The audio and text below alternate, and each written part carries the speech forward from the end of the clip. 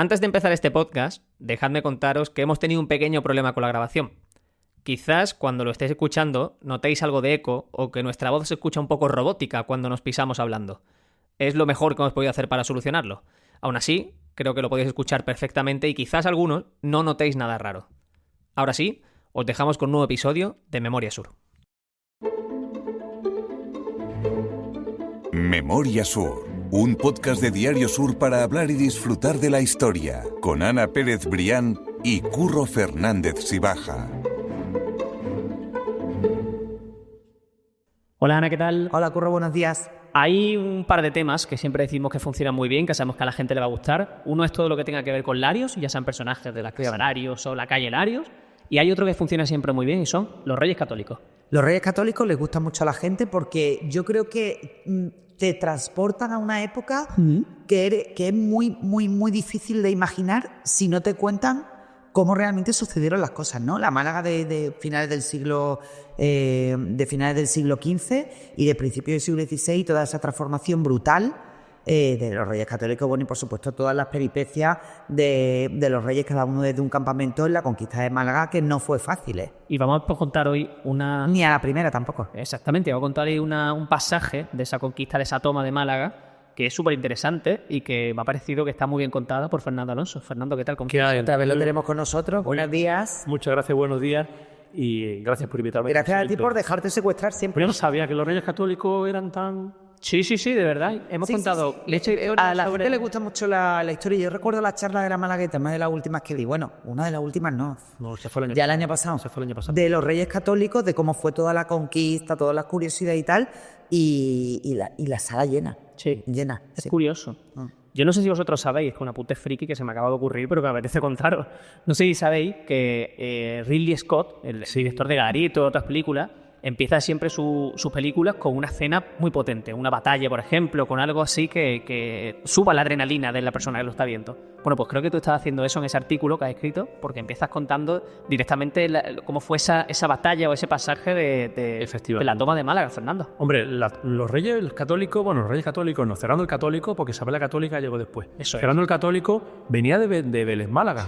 Venía de la zona de Vélez, Málaga, habían conquistado Vélez y llegaron a Málaga en unos días muy lluviosos, cuando entonces llovía de verdad, con los caminos intransitables, y toda la flota de guerra vino por mar, lógicamente, y ellos vinieron por tierra y cuentan las crónicas, porque es que además la toma de Málaga está perfectamente documentada, porque entonces había varios cronistas reales que se dedicaban a apuntar todo lo que hacían los Reyes Católicos. Entonces está perfectamente documentada, que no hay nada inventado. Y los varios meses que duraron, donde tuvieron los campamentos, el de Primero Fernando y lo que yo pensaba de historia, y luego Isabel la trilogía, Isabel pero es que los la Reyes Católicos intentaron varias veces entrar en Málaga. Primero pararon en Vélez porque hubo allí una refriega, una batalla, y luego hubo dos momentos importantes en la zona del Palo. Exactamente. El primero fue una matanza en la zona de Arroyo Jaboneros, que murieron muchísimos miembros del ejército de los Reyes Católicos y también del ejército musulmán. Se tuvieron que replegar, pero es que después volvieron a intentar el paso, y por la zona del Palo, Pedregalejo, tuvieron que entrar por el interior. O sea, la entrada a Málaga la hicieron por los montes, porque toda esa zona, y ya lo hemos contado varias veces en el podcast, estaba llena de lagunas. Sí. No solo las lagunas del Palo, que una de los orígenes, se dice, del Palo es de Palus Paludis, que es laguna en latín, sino también las lagunas de Pedregalejos. Entonces eso hizo imposible el avance por el litoral. La zona de los baños de Carmen, todo esto tuvieron que replegarse y entrar por el y por ello tuvieron una llegada a Málaga muy accidental. Es que la entrada a Málaga no fue sencilla, pero a la vez la entrada a Málaga era muy importante para los Reyes Católicos, primero porque era una ciudad que estaba rodeada por montaña, con lo cual había una defensa natural espectacular, y después porque tomando el puerto de Málaga tomaban la vía de entrada de todas las guarniciones que después iban al Reino de Granada. Efectivamente. Entonces, tomando Málaga, aquello se acababa. Efectivamente, Málaga la toman en el año 1497. No, 87, perdón, es que estaba pensando en el 92. Y luego Granada, Almería era el 89 y luego ya... Y ya van cayendo. No, ando por la felicidad al día siguiente. Era el puerto de Málaga, por eso la flota de guerra venía con los Reyes Católicos. Claro. Desde Vélez Málaga. Es que fue Era- complicado, fue muy complicado. Y el sitio duró varios meses, además, que no fue una cosa, duró Sí. varios meses. Sí, además Y fue hubo- un sitio muy cruel hubo porque muchas tarandudas, sí, continuamente. cortaron absolutamente todos los víveres y agua y tal en la zona, en la ciudad amurallada, intramuros, que era toda la zona de la Alcazaba, todo lo que estaba desde la puerta de Granada, que era como la Plaza de la Merced hacia adentro, y aquello fue muy duro, pero aún así resistieron, ¿eh? Muy interesante poner el contexto para lo que vamos a contar ahora, Claro. porque la gente entienda en qué momento de la historia estamos y uno de esos momentos de esos meses, como decía Fernando, en los que se está intentando la toma de Málaga, que ya simplemente llegar a esa Málaga, digamos, ya ha costado muchos meses, mucho esfuerzo y muchas vidas. Fue complicado. Exactamente. Y vamos a contar precisamente la historia del puente de Santo Domingo, del puente de los 4 arcos, ¿verdad? Eso, es que realmente, bueno, habría que hablar primero del puente de Santo Domingo, pero también hay que decir que la guerra, bueno, primero sí que hablamos del puente de Santo Domingo. El puente de Santo Domingo, que era un puente de piedra, Hoy mandas tú, Fernando. era el único que había de piedra en Guadalmedina, entonces tenía prácticamente un caudal constante. Estamos hablando de 1487, aunque en verano legalmente se secaba, pero siempre quedaba un pequeño caudal. Estamos hablando de que todavía no se había deforestado todos los montes de Málaga y entonces el caudal de Culpa de los Reyes. de los Reyes Católicos y el régimen de lluvia era mucho más regular que ahora. Entonces el Guadalmedina tenía mucho más caudal que ahora. Entonces el único puente que había de obra, de cantería, era el puente de Santo Domingo. Luego se iban haciendo otro tipo de puentes, ¿no? Pero este puente duró prácticamente hasta la realidad del siglo XVIII. ¿Dónde estaba ese puente, por si te ofende? A la altura de la iglesia de Santo Domingo. Vale, A la altura no es exactamente igual que ahora como sería el puente de los alemanes, porque la ubicación ha ido cambiando metros para arriba, metros para abajo, pero era eso, a la altura de Santo Domingo. Unía Málaga con el barrio de los Percheles, que todavía... Con los Y los arrabales, los Percheles de la Trilla, que todavía ni había empezado el Perchel, pero claro, con lo que eran los arrabales. Y No, el Perchel sí, el Perchel Perchel sí tiene vestigios de época vestigio romana. de época romana. Sí, sí, sí, el Perchel es uno de los barrios más antiguos de Era la ciudad de Málaga. lo que estaba extramuros. Lo que Era estaba extramuros Extramuros, y se llamaba precisamente los Percheles porque allí se secaba el pescado. eso, en las perchas. En las perchas. En las perchas de y los estaba Perchel. Extramuros también por eso. Porque Sí. si no era insoportable el olor dentro de la ciudad. Estaba justo la muralla de Málaga, terminaba en el castillo de San Lorenzo, para que la gente se haga la idea, al final de la Alameda, o sea, al final del paseo de la Alameda, si mira hacia el Corte Inglés, bueno, pues al final estaba Castillo de San Lorenzo, la muralla de Málaga subía por calle Carretería. El mar llegaba hasta la misma Alameda. Sí, sí, sí. Y cuenta del mar, entonces el mar llegaba... Claro, todo eso era playa. Y bueno, ya después, línea imaginaria, Alameda, Paseo del Parque, Rectorado, y después zona un poco de Gibralfaro hacia arriba, y después por el otro lado, por la zona oeste, calle Carretería, calle Álamo, aproximadamente. Y No, sí, Calle Álamo. Calle Álamo. La Merced era el epicentro, que era En la espalda de la puerta de a la espalda de Calle Álamo, hasta enganchar con la... Sí, y toda bajando en esa carretera actual se puede entender muy bien. Efectivamente, y todas La las carretera de Álamo es la circunvalación, eran las murallas, todo eso era la Y muralla. después todas las puertas que daban entrada y salida de la ciudad, la puerta de Granada, la principal, pero después estaba pues la puerta del mar, la puerta que además todavía guardamos en Partería, el callejero, Partería estaba a final de Calle Eladio. que además guardamos en el callejero los nombres pues, por ejemplo, Puerta del Mar, la zona de Puerta del Mar, la gente se puede imaginar muy bien. Pues el mar llegaba hasta allí.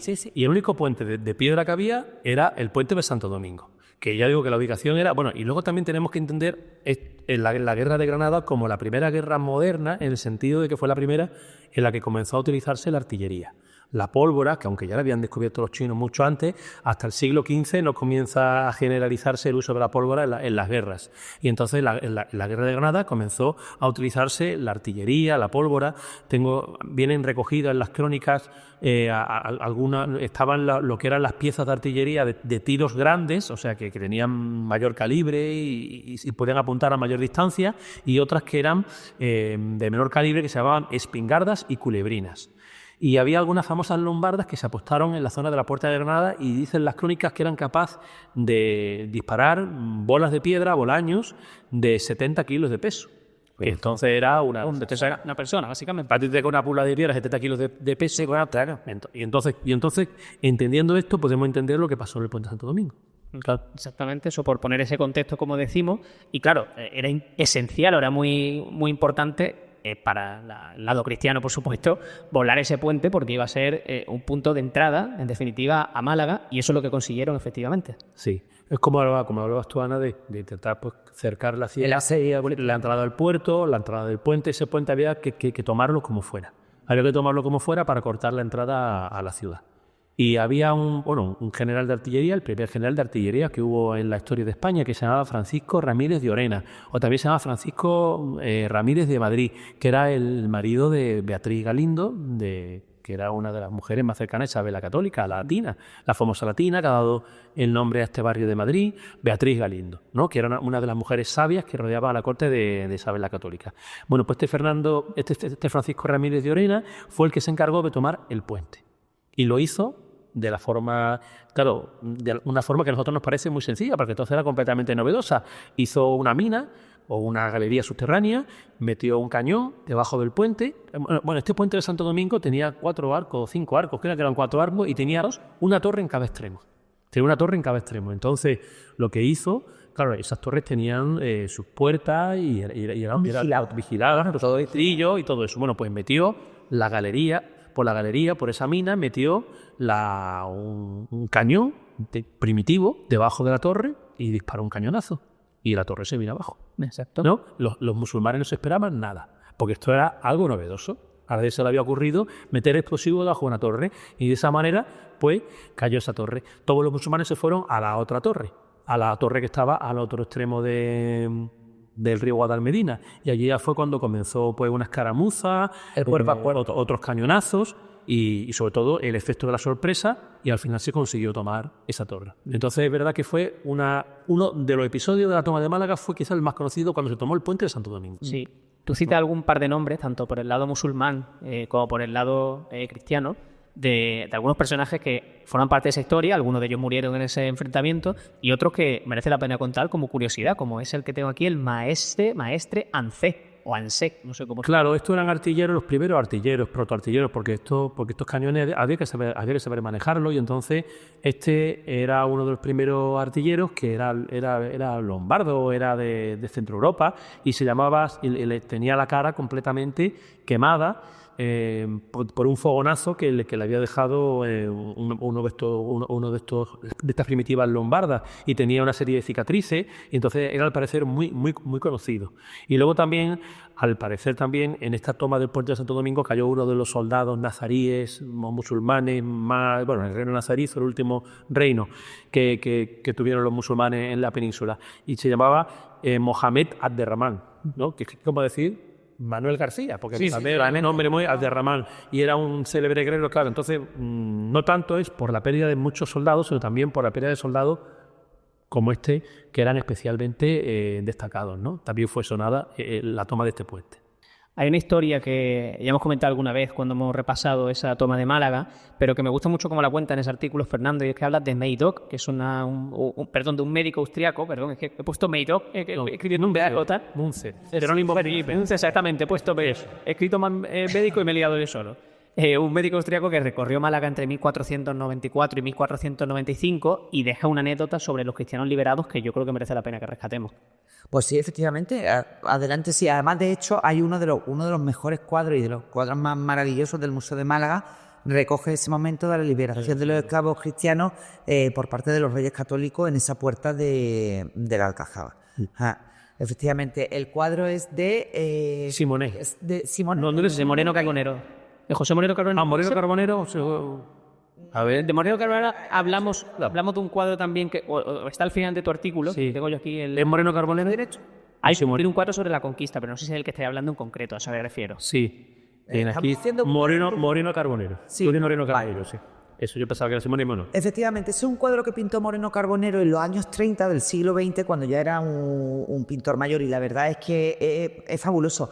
Yo no sé si ahora está expuesto en el Museo de Málaga, en el Museo de la Aduana, porque sí que estuvo bastante tiempo en restauración, pero ahí se ve perfectamente lo que fue la conquista de Málaga, por la entrada de los Reyes Católicos por la Puerta de Granada, es decir, para que la gente un poco se ubique por la Plaza de la Merced. Porque venían del Real, que estaba en la victoria. Claro, efectivamente, venían del campamento de Fernando, y pues, como decimos siempre, estaba Fernando en la Victoria y Isabel en la Trinidad, pero estaban en el campamento de Fernando. Bajan por esa calle de la Victoria, llegan a la puerta de Granada, entran, hacen un pequeño recorrido por lo que fuera calle Alcazabilla y simbólicamente, de hecho, en el cuadro en el cuadro este que estamos hablando, se ve toda la parte de la muralla trasera de la puerta de Granada. Ellos vienen con sus hijos y bueno, con una especie de bajo palio, bueno, pues empiezan todos esos esclavos a rendir pleitesía y a agradecer,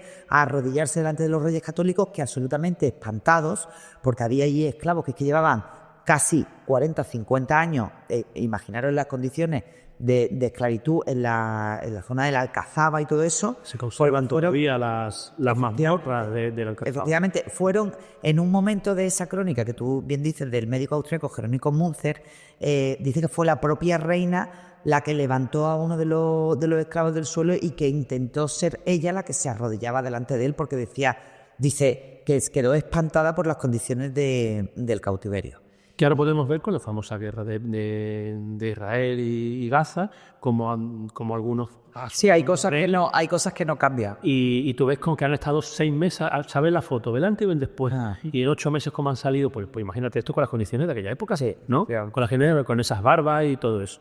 Sí, contaba de hecho esa anécdota en la que la reina realmente, claro, no sé si es verídico, así como un cuento, bueno, una leyenda. Al final te tienes que fiar del testimonio de un médico que lo mismo recorría Málaga que Granada, que tal, bueno, pues, y que al final le llegan, porque en aquella época en la que él visita Málaga, él no ve físicamente la liberación de los esclavos, con lo cual el boca a boca. ten en cuenta que él llega 7 años después. Claro, es un momento muy corto de tiempo donde la épica de la conquista de Málaga, bueno, pues ya como que ha cambiado en función de quién te la vaya contando. Tú imagínate, bueno, pues los ciudadanos de entonces, 7 años contando, hay que ver lo que pasó aquí, por qué llegaron los reyes, lo estoy contando así muy por encima, pero que no es extraño que eso hubiera sido caminado. No es lo mismo que él hubiera sido testigo directo y que con su propia épica y su manera de contar, lo contara de frente a frente, que, bueno, pues a lo mejor con ese testimonio oral de gente que le fue añadiendo un poquito más según la cosecha de cada uno. Pero sí que en ese cuadro aparece recogida efectivamente la gesta y la épica del momento de la entrada de los Reyes Católicos, que fue así, y que además por documentos históricos que conocemos de un montón de cosas que pasaron antes, por ejemplo, el tema de que ha sido otro tema de podcast, de Beatriz de Bobadilla, con el intento de asesinato de los Reyes Católicos en el campamento de Fernando, en la Victoria, pues sí se recoge que fueron momentos con mucha tensión, pero con mucha épica. Exacto, sí. A mí me llamaba la atención mucho ese capítulo en el que contaban que la reina Isabel cogió a uno de esos presos liberados y le dijo algo así como, era un anciano, le dijo algo así como... Bueno, que tú por el aspecto o por el aspecto. Sí, de hecho el personaje principal del cuadro es un anciano con el pelo blanco, con las barbas muy largas, sí que llama la atención. Eso es, que dice algo así como que tú hubieras pensado si en el momento de tu captura te hubiesen dicho que tu salvadora no había nacido todavía. Es potente, ¿no? No sé hasta qué punto pero es una historia potente. Jerónimo Münzer estuvo recorriendo pues en España en esos 7 años cuando había terminado ya la toma de Málaga por los Reyes Católicos, y es verdad que él recogió el testimonio de cómo era Málaga. Es un testimonio muy valioso en ese sentido, pero claro, es verdad que han pasado 7 años y él escuchaba. Sin embargo, da algunos datos muy curiosos, porque según Jerónimo Münzer, fueron 752 los esclavos que liberaron los Reyes Católicos. Sí. Una cifra que es muy, no sé, enorme. Muy concreta. No, exacto. La es 752. Dice él que liberaron los Reyes Católicos y que le dieron caldo de gallina porque su estómago, imagínate un estómago como estaría, no toleraba ningún tipo de comida. Y de hecho, a la semana siguiente de la toma, a la semana siguiente de la procesión esta, en la que entraron los Reyes Católicos y entraron todos los presos con su cadena, a la semana siguiente se celebró una gran comilona, y entonces pues había ordenado la Isabel la Católica que se les diera comida de manera gradual para que su estómago la tolerase, porque estaban completamente desnutridos. Y entonces le daban pues caldo de gallina, un poquito de queso, un poquito de uva. No se atrevieron a darle vino todavía, porque podían hacerle daño a su estómago. O sea, que es verdad que cuando se llevasen comer meses y años, no se puede tragar una comunidad como el que se iban a dar la semana siguiente, ¿no? Que además vino es curioso porque vino era una de las primeras cosas que se daban a enfermos, a náufragos, a todo. Yo es que ahora estás contando eso y yo recuerdo que cuando fue la catástrofe del Gneisenau, en el año 1900, lo primero que le dieron a los náufragos en la farola, el farero famoso, les dio vino y mantas. Claro, Oír, bueno, hubiera sido... Y a los que atendieron en el cuartel de Levante, que eran los menos graves, estaban heridos pero eran menos graves, le dieron un par de zapatillas blancas y un paquete de tabaco. Entonces, que eso hoy, bueno, sí, hoy en nuestra Una serie de necesidades básicas de la época que Pues sí. decirlas así. Claro, absolutamente. Así. Recordemos también que los propios musulmanes tenían también su propio vino, no era un vino como tal, le llevan al sharab, si no me equivoco. Sí, el jarabe. Exactamente. Era más aguado, quizás. Era como un elixir. Era incompatible el alcohol con... Bueno, para que veamos. Pero bueno, algo sí llevaba. Seguía también esa tradición en definitiva. Y déjame decir también que la persona que organizó ese banquete, vamos a llamarlo banquete de algún modo, esa fiesta, fue Pedro de Toledo, que era el limosnero mayor y Que fue luego el primer obispo de Málaga. exactamente, y por situar, quiero decir, era también la calle Pedro de Toledo, ¿no? Que me gusta ordenar la historia y Fue el primer obispo de Málaga y es al que los reyes católicos ponen como primer obispo de Málaga y el limosnero, el que se encargó precisamente este gran banquete de homenaje a todos los presos. Luego está la historia de las cadenas. Y la historia de las cadenas es muy curiosa porque 200 cadenas, dos centenares aproximadamente, quizás unas pocas más, de esclavos de Málaga, liberados en la provincia de Málaga, también hay parte de los que se liberaron en Ronda, están expuestas en una iglesia de Toledo, en una fachada. Cuando la gente va a ver la iglesia de San Juan de los Reyes de Toledo, que yo la recomiendo porque es preciosa, le llamará la atención de que en una parte de la fachada hay Una parte ancha y muchísimas. Imaginaros 200 y pico cadenas. 200 y pico cadenas que además no eran cadenitas. No son las esposas de hoy ni grilletes, no, eran cadenas de hierro, bueno, que tenían que pesar una auténtica barbaridad. Bueno, pues están dispuestas perfectamente en la fachada del templo por orden de Isabel la Católica y son cadenas de esclavos que vienen de Málaga. Efectivamente.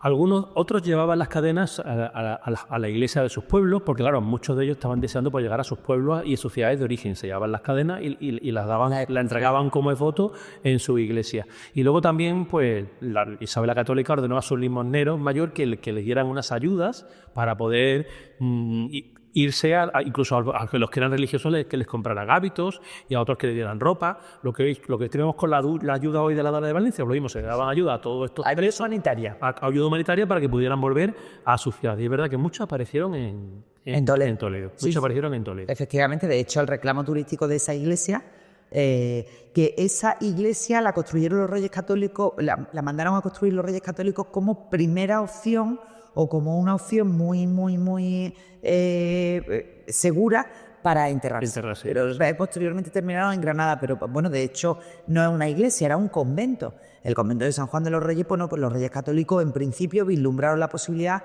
de que su sepultura... Y estuve allí con muchos votos para que rezaran eternamente por ellos. Sí. Y luego tenemos más episodios de la... Bueno, estos son algunos episodios. Quizás el más conocido sea el del asesinato... El intento de asesinato de Isabel la Católica, efectivamente. un musulmán... Bueno, era un visionario y era una especie de santo, que consigue llegar al campamento de Fernando en La Victoria y consigue, bueno, pues pasar esa primera guardia diciendo que ha tenido un sueño que resulta que es fundamental para la conquista de Málaga y que le tiene que dar esa información, solo se la puede dar al rey. Entonces, bueno, el hecho es que, vamos a ver, en aquella época funcionaba la religión, pero la religión era muy vinculada también a la superstición. Es decir, Fernando, y aquí hago un pequeño paréntesis, Fernando soñó con la Virgen de la Victoria, de hecho por eso deja a la Virgen de la Victoria en ese lugar de Málaga. Fernando sueña, porque se lo dice la Virgen de la Victoria, que se le aparece en sueño, que ese día concreto, ese día de agosto en concreto, va a ser la conquista de Málaga. El hecho es que lo creen, bueno, pues acepta que esa superchería y él entra, empieza a avanzar por toda la zona de tiendas. Y en una de las zonas de tiendas, bueno, pues ve a una mujer muy ricamente vestida con su marido que estaba al lado. Y entonces, claro, el santón, lógicamente, que en aquella época pues no existía esa referencia. Francisco Cabrera. que era Creo el que no había dos Beatriz. Yo voy a hablar de Beatriz Bobadilla. Francisco Cabrera, que era el alcaide de Alcázar de Segovia. Efectivamente. Mujer que era otra de las mujeres más cercanas a Pero tú antes has hablado de Beatriz, Alinde, Alonquer y esta otra. La gana nombre al barrio de la Latina. Beatriz de Bobadilla eran las gran damas de la corte de Isabel la Católica. Entonces, bueno, pues se encuentra Beatriz de Bobadilla muy ricamente vestida con su esposo en una de las tiendas y piensa que son los reyes. Entonces, bueno, pues lo apuñala. Y Beatriz de Bobadilla consigue sortear el apuñalamiento porque lleva un cinturón de oro, un fajín de oro tan gordo y tan ancho que repele, que eso actúa de escudo. En el momento que justo, por supuesto, lo detiene, lo llevan preso, lo llevan a la Alcazaba y en la Alcazaba lo matan. Y lo catapultan fuera de las murallas. Pero esa historia es fantástica y, de hecho, uno de los callejones de calle Alcazabilla, una de las calles, es la calle Marquesa de Moya. Eso es. Que Beatriz de Bobadilla era Marquesa de Moya, que fue un título que le dio Isabel la Católica. Y siempre en los libros de historia se dice, después de la de Castilla, la Bobadilla. La Bobadilla. Porque era la gran mujer. Hay una anécdota muy curiosa, no sé si la llega. Sí, efectivamente. Cuando hacían las misas los Reyes Católicos, Beatriz de Bobadilla estaba a la derecha de Isabel la Católica para que la primera en recibir la paz de las reinas fuera la Bobadilla.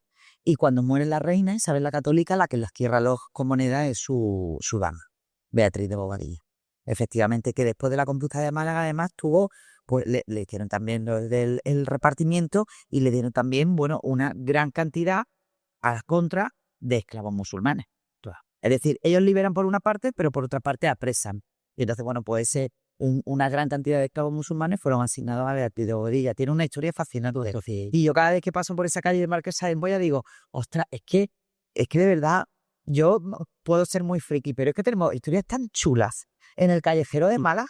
Y piensa la catedral. La misma catedral de Toledo, que puede ser la catedral más lujosa, la más rica de toda España. El coro de la catedral de Toledo son todo escenas de la guerra de Granada. Y está la toma de Vélez Málaga, la toma de Álora, la toma de Málaga. Y es que la guerra de Granada está entera en el coro, tallada en el coro de la catedral. Sí, efectivamente. ¿No? O sea, que entonces fue una guerra que... Bueno, ahora es en la Celestina, uno de los novios de los novios que he tenido, creo que era Areusa, se había ido a luchar a la guerra de Granada. Claro, ¿no? Es que es un cambio de civilización. Totalmente. Es un cambio de civilización y es un cambio de época, porque con la conquista de los Reyes Católicos entramos en la era moderna, con todo lo que eso implica. Y otro de los visitantes más ilustres que tuvo el famoso campamento de los Reyes Católicos, el que se llamaba Real, fue Cristóbal Colón.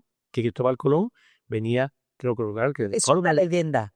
Pero se ve que pudo visitar. Estuvo negociando, no, porque creo que hay un documento firmado. Creo que hay un documento firmado de negociaciones, porque ten en cuenta que Cristóbal Colón iba siguiendo a los Reyes Católicos allá donde iban, porque estaban ahí el tren afloja de las negociaciones para los indios. Y entonces parece que también estuvo en este campamento con los Reyes Católicos. Si lo dejaremos vinculero que haya algún documento firmado, alguno va a ser. Ya no recuerdo si fue. Pero hay algo de eso. Es otra de las famosas. Pero a mí me encanta pensar en esa Málaga de la época. Es lo que es una leyenda, lo que estuvo en el Hospital Santo Tomás durmiendo. Eso sí es una leyenda. Pero que estuviera en el campamento también tiene. No suena descabellado, ¿no? No. Yo creo que por ahora ya un documento. Es un documento, pero bueno. Es verosímil. Te hablo de memoria. Ahora te hablo de memoria de eso. Bueno, en la próxima.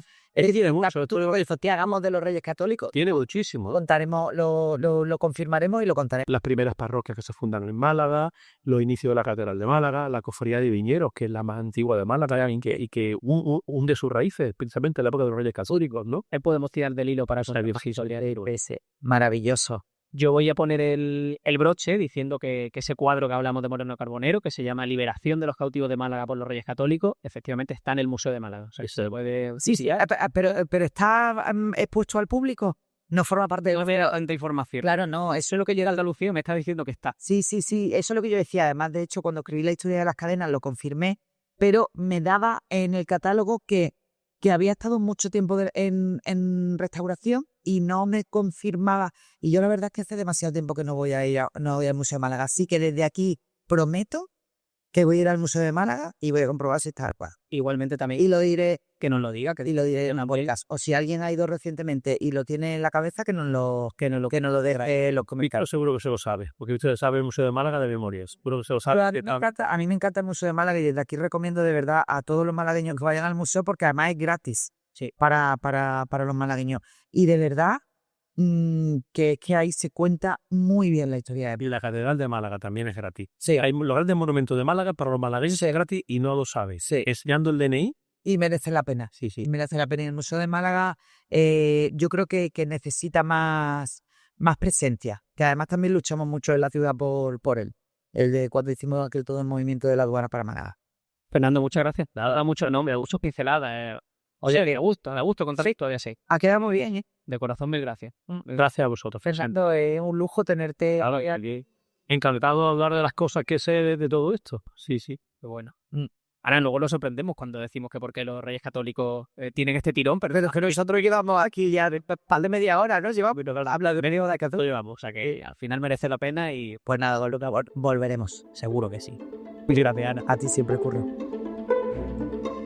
Memoria Sur es un podcast de Diario Sur. Escucha un nuevo episodio cada semana en iVoox, Spotify, Apple Podcasts y consulta las referencias de este episodio en diariosur.es.